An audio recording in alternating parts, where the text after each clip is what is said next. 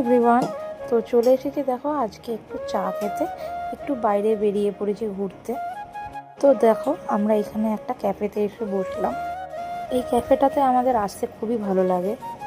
তো এদিকে কি খাবো সেখানে আমরা অর্ডারটা দিয়েও দিলাম।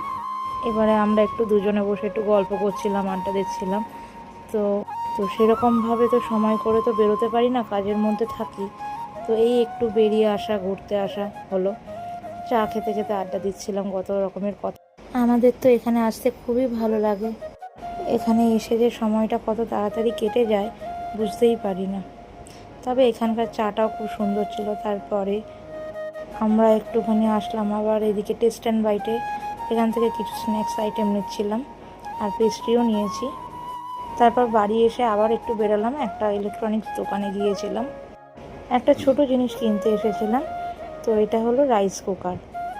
এটা আমার খুবই প্রয়োজনের জিনিস ছিল।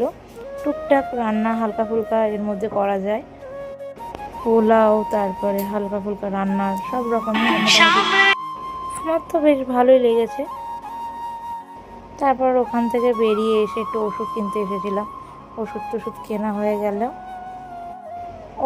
হয়ে গিয়েছে। এবারে আমরা বাড়ির দিকে যাচ্ছি।